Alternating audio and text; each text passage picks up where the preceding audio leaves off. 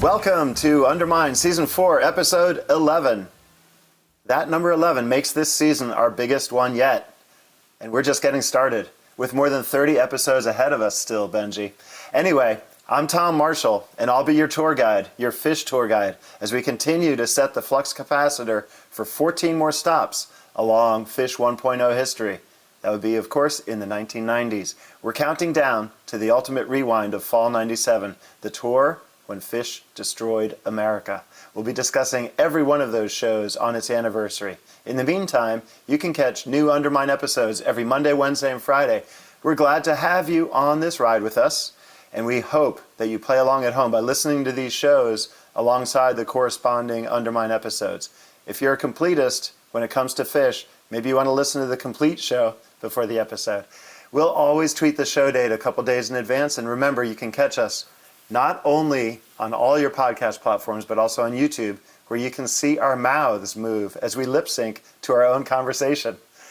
For this season of Undermine, we'll be discussing the show highlights, so if you don't have time for the homework, you can always listen to them afterwards, or concurrently. You could even, if you wanted to, pause this right now and listen to the Reba from 10/31/94, or light incense and take out your vinyl copy of the Beatles' White Album. There are no rules. We are just Undermine. As you may have figured out, for each of these episodes, I'm joined either by RJB or Benji Eisen. Today, as I mentioned, and the YouTubers can see, it's Benji Eisen. Hi, Benji. Hi, Tom. It's actually not just me and RJ here to keep you company and nerd out to Phish. We also have a special guest. We always have somebody that was either at the show or else has a unique perspective that can shed some light on it. Today, we're talking about the first Halloween costume show, which was October 31st, 1994, Glens Falls, New York. Now, Phish had played Halloween parties before, but this was the first one where the band had announced that it was going to be a 3-set show and that the second set would be a musical costume, another band's album in its entirety.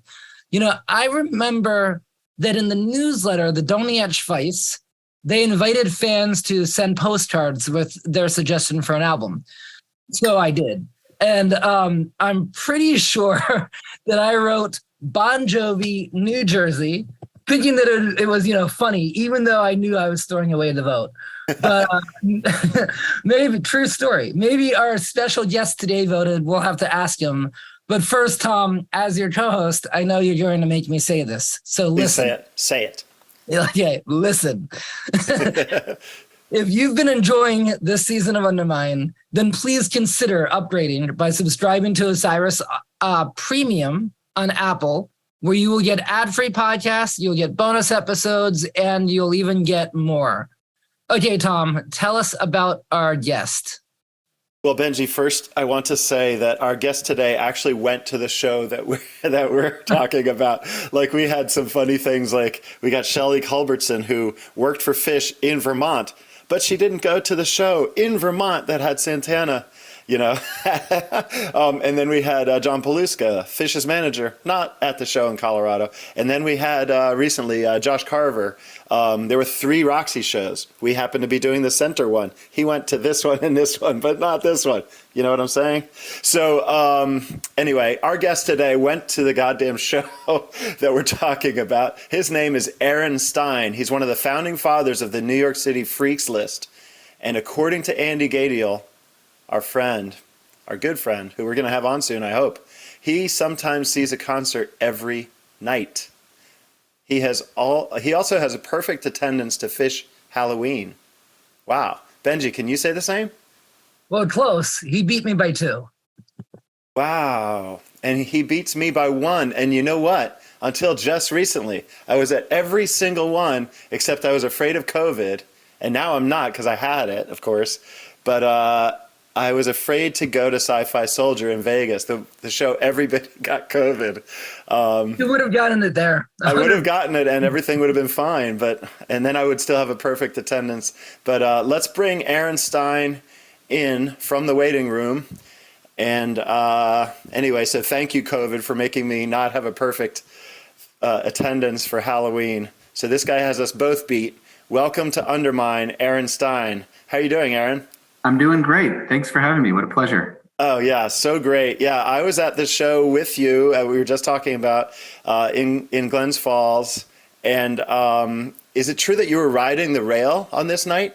I was riding the rail, Tom, and let me tell you something. Everyone wants to be front row center until John Fishman's penis is right in front of your nose. Do you know that in the old days he didn't wear underwear, and so I found out that night for sure. yeah, exactly, because he took off the dress. But even if you happen to, not even if you were trying, the drums used to be close. And every now and then, if you caught the wrong view, you would realize that he didn't wear underwear under that dress for a long time. He does now, though, I'm happy to report. That's good. When somebody says that they were at the show, and I'm looking at both of you gents, when somebody says they're at the show, the first thing I think is, oh, you've seen Fishman naked. Yeah, but then again, I think it goes beyond the building. Yes. We can't talk about that, though. We've signed an agreement. Yeah. So yes, we're on the rail. It was a crazy energy in the building that night for sure. Aaron, I was at that venue when Phish returned in 2013. Yep. And for context, it's a fraction of the size of a typical East Coast Phish arena. It holds less than 5,000 people, and it's in the middle of this small town. So the scene, kind of spills over into the streets. But since it's such a tiny since the venue's so small, it's a tiny footprint comparatively anyway. What do you remember of the visible Phish scene at this time in 1994 outside of Glens Falls? Was there a shakedown? There was definitely, it was a little rainy. I remember it very well. It was a rainy night. So there were a lot of people milling around. It was a very, very hard ticket. A lot of people looking for tickets, people in costumes. And this was around the time, I don't know, there was this sort of weird energy. It kind of spilled over from the Dead scene where there was a big, we're gonna get in the show without paying. And there was a lot of that in fall '94. And so I don't remember there being a shakedown. I remember there just being a lot of people outside, a lot of people looking for tickets, a lot of like weird energy. The interesting thing about this show, I've talked to people about it a lot, that they don't realize is that the show started, I think the ticket time was 9. It started at 10 o'clock and was a very late start. So, but the milling, it was like a much more different energy than you might have in a regular Phish show where people are milling around at 8, almost 9 o'clock, going in. I went in early, as I mentioned, it was up front. And then at some point when people were waiting to come in, all of a sudden these people started pouring in from the rafters, like somehow had broken in on the roof. I found out later. And so there was all this like energy and just something cracked and everything went crazy. And it just seemed like lawlessness had taken over the room. It was a small place and it felt even like too small for the band at the time. Like the thing was so much bigger. And it was one of these instances in the 90s where they kind of called their shot, where I see the shows you guys are talking about and they're all great shows, but this is one where they're basically like, this is going to be special. Like they announced it beforehand. There's a few of those, that Clifford Ball, Big Cypress, maybe you could say Baker's Dozen, where they're like, by the way, we're doing something amazing beforehand. And so that just led to, sort of pandemonium in the energy, I think. Well, it definitely was an incredibly hyped show. And I remember, was this one of those where we got a playlist? Remember the playbill? Nope, we did not. There was the first couple Halloweens, there was no playbill. And so a lot of people figured it was White Album. For whatever reason, everyone was like, it's going to be a double album, either that or Physical Graffiti. And but we had no idea until the first notes were played. Right. And they kind of messed with us a little bit in the first set, as I recall. It was definitely, it was a hyped show. I remember, like you said, this like kind of weird energy. I don't really remember the floor getting crowded because I think I was like wedged next to the soundboard in sort of like a mini protected area near Kuroda. But I remember it feeling really big. I mean, now you go and it's 5,000, that's small, but I remember it feeling big but crowded, and it was just, the energy was amazing. The energy was amazing. Yeah, it was really, and the interesting thing about it, I'm sure we can get into that, obviously they played the White Album, everyone knows that. And the White Album is a long album and it's not that high energy. Actually, people like the room kind of blew its load. And then there was sort of this middle part where they're in the middle of the White Album and people started sitting down and the energy kind of like And it was just more like you were just witnessing something unreal. But the energy part more sort of went inside your head where you're just like, I cannot believe what I'm seeing right now. It went on and on and on. I agree. It's just a long album. You're like, listen to that album and you're like, where are the bangers in White Album? And you're like, there really are only a couple. And so it was this, and they just looked like they were trying to get through it. And they got through it, obviously. But it was, the energy went like that in that second set. It was something to watch for sure. You know, there's always those rumors that lead up to Halloween where every single time there's the rumor that, okay, they're going to play the Grateful Dead, they're going to play Jimi Hendrix. I remember the rumor for this, I remember on Fishnet and online, there was a Joe's Garage rumor that was going around. And then you said that you didn't know until you actually were inside the building.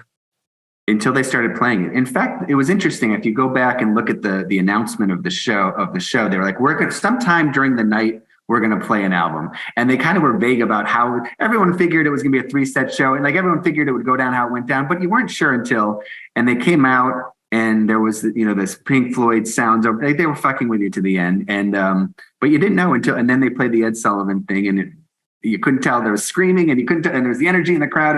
That was just like the crowd had put on the costume of a band of someone singing the Beatles. And then we busted into Back in the USSR, and they're like, oh yeah, okay. They're doing what we thought they were going to do, but we weren't sure until the last minute. So it was, you didn't know until they started playing it. And it's similar to the second Halloween. And then the third one, they handed it to you and went in. And I think it was because they kind of went out. I think they were like, all right, now we're going to play what we want. Because this was selected by, well, in theory, it was selected by a vote. So did you vote? I did not. I didn't vote the first year. No, I was, the second year I did. I was high on Thriller, the second year in 95, but the first year I did not vote. Your vote counts. But what's that? I said your vote counts. So there's, of course, the debate as to whether or not the White Album actually won the most amount of votes. Right. Was that what they just wanted to do? That being said, it was such a safe bet because it's the Beatles, which is a band that Tom and I just found out about. So we're going to have to actually take a quick break so that you guys get to enjoy a quick word from our sponsors. Well, Tom and I, we'll quickly do a little primer on the Fab Four. We'll be right back, everybody. Have you ever wondered what it would feel like if your investments reflected what matters most to you? At Green Future Wealth Management, the advisors specialize in helping clients manifest their values in their financial lives. Green Future Wealth Management was founded by certified financial planner practitioner and longtime fan Nick Cantrell, named by Forbes as one of the top next-gen wealth advisors in the country. Whether you are just getting started or have complex investing and financial planning needs, visit them on the web at greenfuturewealth.com. You can sign up for the email list or take the Investing Values quiz. When you feel ready, schedule a free virtual consultation. In appreciation for the amazing Phish community and the incredible work being done by fans across the country, Green Future Wealth Management will be donating 10% of asset management proceeds from new Osiris listener clients to Fans for Racial Equity. Just be sure to mention Osiris when booking your appointment. Create your green future. Securities offered through Cambridge Investment Research, Inc., member FINRA/SIPC. Advisory services offered through Cambridge Investment Research Advisors, Inc. Cambridge and Green Future Wealth are not affiliated. We're back. And the walrus was obviously Henrietta. So, Aaron, did the White Album mean anything to you before this night? It did, actually. Yeah. I mean, my dad was a huge Beatles fan. I was thinking about you and talking to you guys about it. And the first time I remember hearing the White Album, and my dad listening, we would listen to the Beatles, and I must have been very young because I was playing with a friend and being loud. He's like, quiet down, I'm listening to music. And then, 15 minutes later, Revolution #9 is playing, and in my parents' living room. And I was just like, what? I just remember this, like, what are you listening to? This is not music. And like telling my dad, being like, well, you're telling me to be quiet. Like I had that sort of, and that was sort of like being very aware of something, that the Beatles were bigger than just sort of what I had known. They sort of as a young child. And so, yes, the album was really brings me back to those kind of like, my dad had it on vinyl and listening to it over and over. But that I remember very distinct. I have a very distinct memory of hearing Revolution Number 9 and just hearing these noises and not knowing that that's the kind of things that could come out of a record. Out of a band. Yeah, I agree. That's well said, because, this album wasn't very, compared to like Abbey Road or something, wasn't coherently put together. And there were things that kind of came out of left field. And I think maybe John and Yoko had a little bit more influence of putting some weird stuff on there. And for sure, Revolution 9 is just like, I could see Paul saying, well, all right, if you insist. You could but yeah, very interesting. Makes you think that, wow, what's going on with these guys? Yeah, and it's a very studio album, right? I mean, obviously all those other ones, but I mean, and someone, I remember once during some Beatles retrospective, someone talking about this album and how it hops around genre. I never really appreciated that much, but it hops around genres a lot. Like there's a real heavy rock, there's like country, this kind of, and how hearing that, I'm like, well, that was really well suited for Phish to play, because this is what Phish does. They hop around, they're playing a country tune, and they're like ripping something, rocking it out. And so they kind of, they did a couple subversions in there, but not a lot. They could play it straight and still flex all their muscles over the course of that very long set. Guys, let's stop this Beatles talk for 1 second to talk about the other thing about this night. It was a Phish show, and not all you can't always say this for Halloween, but there were 2 great sets of Phish on 10/31/94 as well. We have a first set, Harpua, and then the third set, which, as you mentioned, Aaron, at that point, I remember friends of mine that were in the building telling me that they were falling asleep by the time the Antelope came along. I can tell you a story about this. The Antelope start. I mean, it was really, I think it must have been the longest and latest show besides Cypress. I believe that's true. And it was exhausting. And they started playing Antelope. And of course, the band in 94 was playing at 3 times the speed they now, if not more. So they started Antelope. And I'll tell you a story. Many years later, I was at the Gorge and I was waiting out, and you talk about what shows you've been to. So this must have been 97 or 98. And we were talking about Halloween. I was like up front. I was up front for Halloween. And there I was like, I was too. And he goes, wait, you were the guy when they started Antelope at 2 a.m, you screamed at the stage. Are you fucking kidding me? Because that was basically my sentiment. Like, you expect me to dance to Antelope now? Like, I got nothing left in the tank.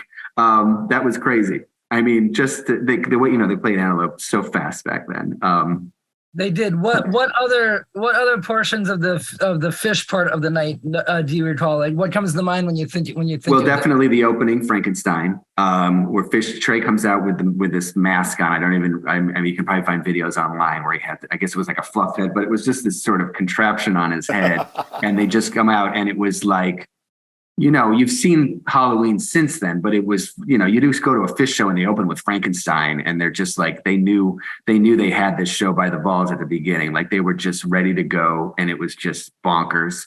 The Harpua you mentioned with the war pigs in the middle, and this sort of just, when they were, back when Trey would really dig into those stories, and that was its own like epic thing. Do you remember more of that? Do you remember the narrative? There was like something about Barney, right? Yeah, Barney playing it backwards and vibration of death. Like, it was really, that's right. There were like 5 things in that Harpua alone that were noteworthy, I think.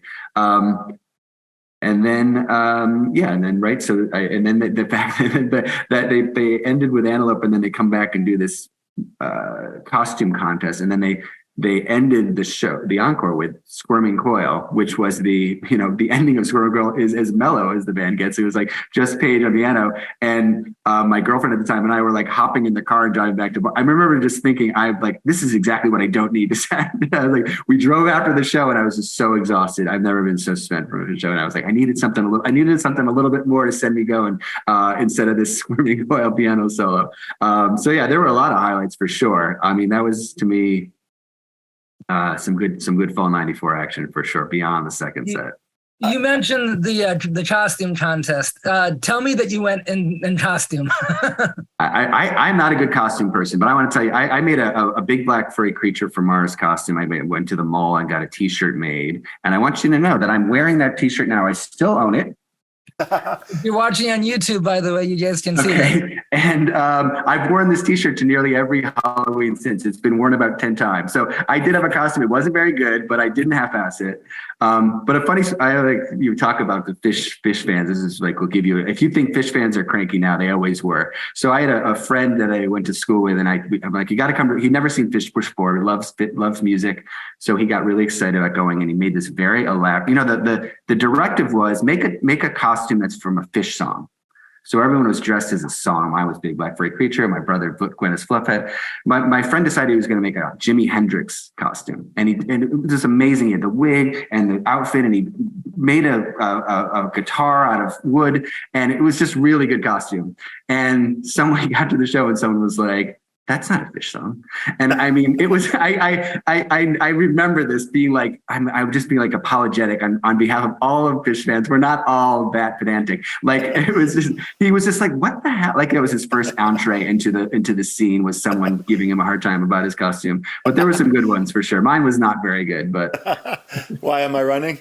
I had a more than this, but it was you're looking like some Martian of some sort. I wish I had pictures. I could see how bad it was. I'll just have to live on. It should be, why do I want to kill you, right? Shouldn't it be? Well, that's a little... I think that might have been, that's the kind of t-shirt that you don't when you go to the mall and ask them to make you a t-shirt, they might. You don't wear it. Yeah, exactly. If your t-shirts, make me a t-shirt that says, why do I want to kill you? And they, you may or may not get taken away. So exactly. This is 28 years ago, and so many Halloween shows have happened. And this is the beginning of the tradition. Do you see, I mean, you're right. The way you describe it, I remember being sober, very expectant. And like you said, a late start and then a very long kind of slow set. It's not my favorite Beatles album. It's sort of, to me, has always been a weird one. And there's a lot of slow parts. I remember kind of like almost feeling like I was tripping. And then by the end of it, and especially like the way that they left, like If You Become Naked and John taking off his dress and becoming naked and waving and Phish blowing bubbles and kind of, they walked backwards waving, and it was just like, my head went for an absolute loop. And I normally go back and like hang out with the band back in that era. I didn't. I just let them be. Just I needed to be with my friends out front. Like, what the F just happened? Yeah. Like, completely what the hell just happened. And I didn't need another set. Like you said, it was like, I want to go home now. But totally. It was a great set. It woke me back up. Yeah. I mean, and there's a feeling like, I think, right, you're like, okay, White Album makes sense. Like you say, it kind of like, but no one really thought through what that meant. Like, what does it mean they're going to play the White Album? And like, about halfway through, I'm like, Revolution. I'm like thinking about the album in my head, having listened to it so many times, and what's next. You're like, please don't do Revolution. Yeah, it's just like, I mean, just all this, like, yeah, I mean, yeah, it was cool. It was really cool. I actually ended up going. So I drove home to the night, went to Bangor the next night, which was crazy. And I remember there were a guy there. We were up front again, and the guy was like, they're going to play on my guitar. They're going to keep playing it. And I was like, I'm like, really? Like, how do you know? Like, that's weird. And then they did. And I was, it's sort of like all these little things that were kind of taken for granted, that these songs would permeate the set list. Right. That this act of learning all this music would kind of like influence a little bit of their sound for a little while between. Yes. Like we didn't really appreciate that at all. It was just like this thing that they did. It was just nuts. Yeah, their costumes on, their costumes off. But you're right. It, of course, permeated the rest of Phish. It became a little chunk of Phish. Yeah. Every time. And that brings up a really good point, and that's that I think I actually have a question for you, Tom, for once. But okay, so as we're touching on here, in very significant ways, every Halloween that Phish has done with a musical costume somehow influenced the year that follows. If you look at it back in hindsight, you could say the Who taught them arena rock, and the Talking Heads taught them a little bit about funk. What did the Beatles teach them? But before we get to that, Tom, Billy Breathes was the first studio release after this. It was 2 years later, I think, to the month, October of 1996. So you wrote 9 of those songs. I think there's 13 songs on the album. 9 of them were ones that you wrote with Trey, and they feel, like they could have maybe been a little bit informed by the Beatles, White Album era. There's a few specifically that I'm thinking of. Did watching Phish perform this album influence you at all as the lyricist? Did you notice any new influence on Trey as a composer that maybe wasn't there before?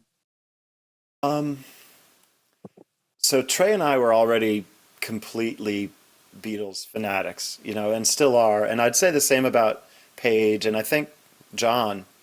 But personally, like, I listened to Abbey Road and Let It Be incessantly as a kid growing up, and then Revolver, and then Sgt. Pepper's in high school, and not so much the White Album, as I was saying. But so, I mean, we were already Beatles completists and experts in a way. And so I don't think this changed me much lyrically, but I will say there's probably Beatles in every one of my songs. But it did make me super, super proud of Phish. Keep in mind, this was the first total album costume. And it was a difficult double album with incredibly demanding singing. I didn't know how they would get through the singing and playing, and made me realize that Phish could do anything. So I think that realization might have changed me a little bit and set my targets for songs and audience impact a little higher, possibly.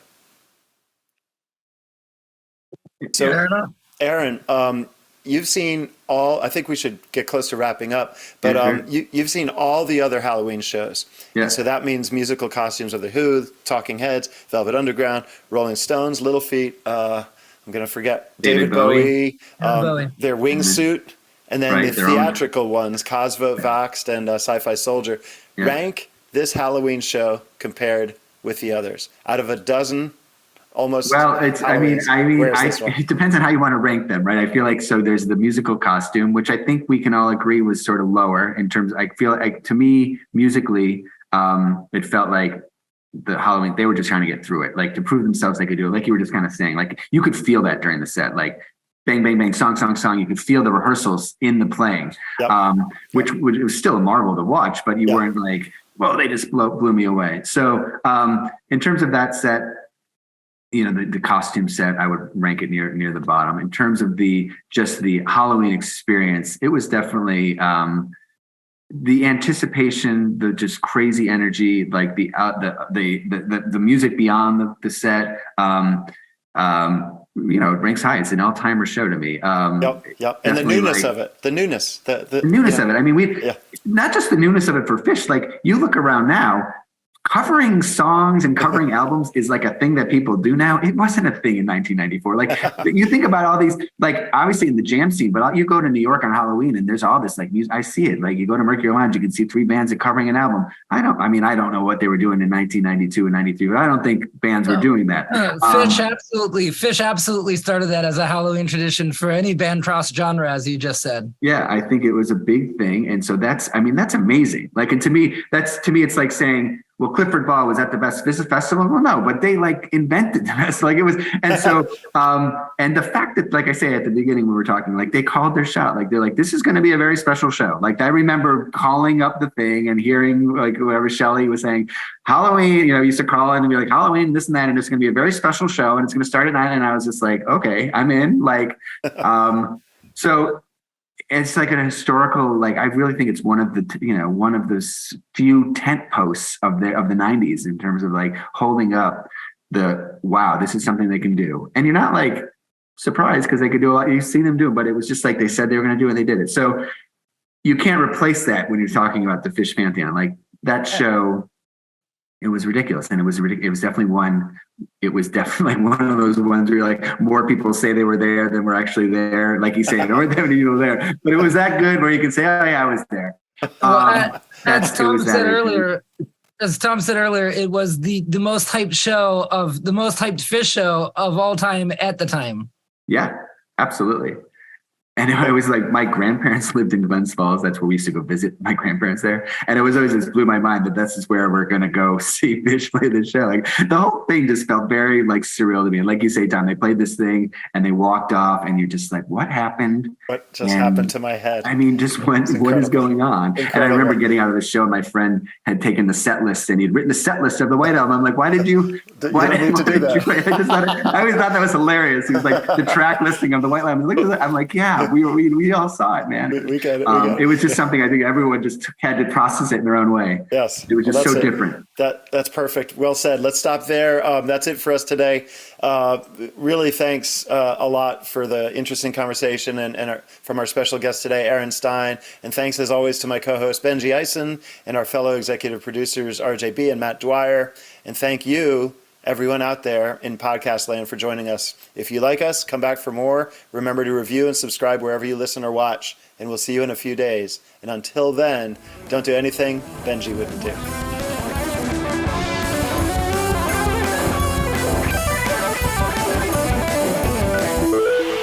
Osiris.